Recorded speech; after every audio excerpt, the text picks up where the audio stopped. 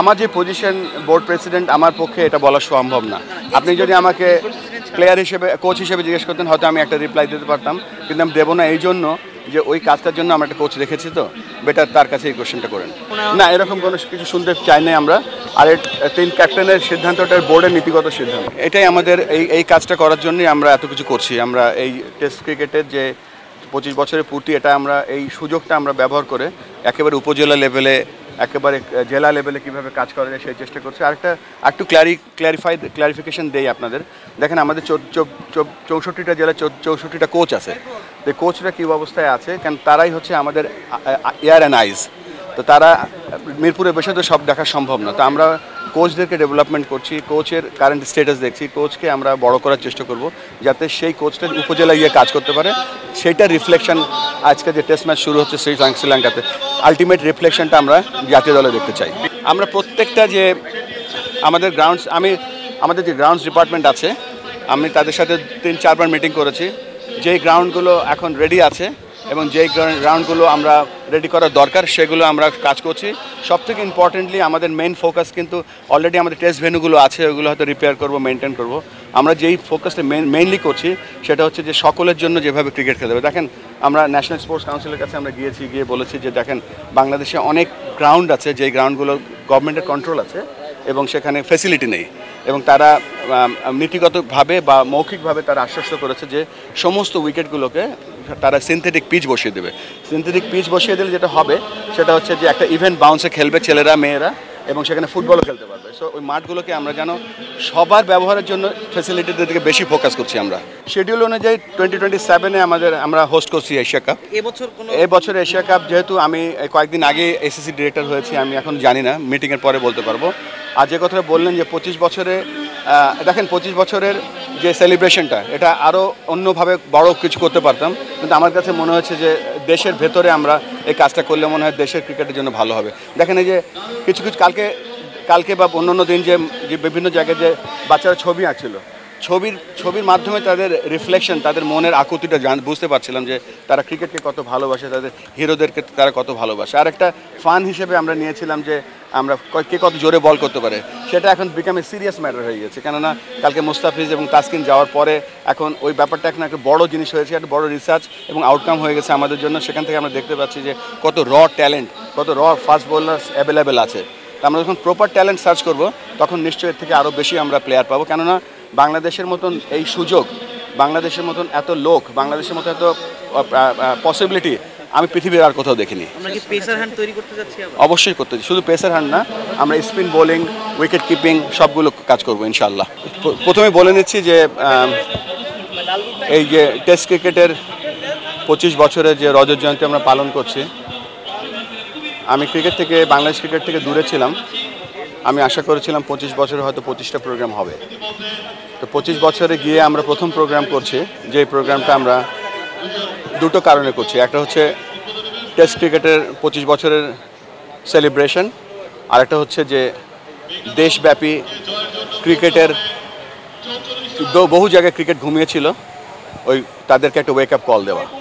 এবং অত্যন্ত সাকসেসফুলি আমরা এই কাজটা করার চেষ্টা করছি এবং করছি যে টেস্ট ক্রিকেট হচ্ছে বাংলাদেশের ক্রিকেটের সবথেকে বড় পরিচয়।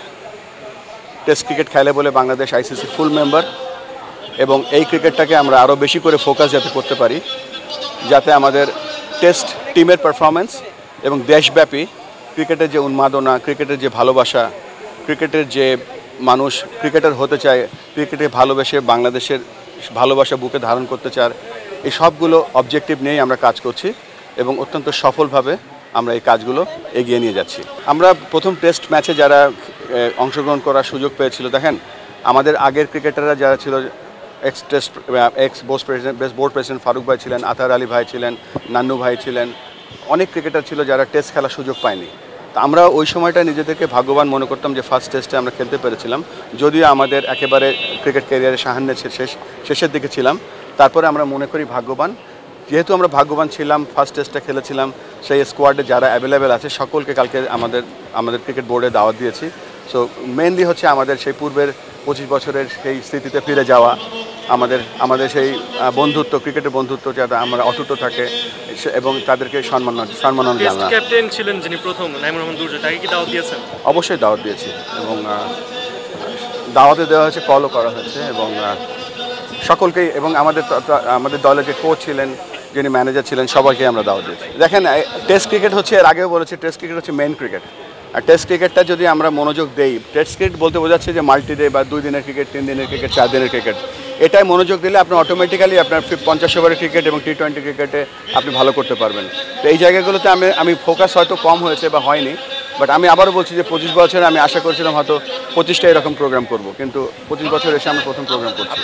আমাদের র্যাঙ্কিং, আমাদের জয় পরাজয়, আজকাল তো স্ট্যাটিস্টিক্সের যুগ, পরিসংখ্যান দেখলেই বুঝতে পারবেন আমরা কোথায় আছি।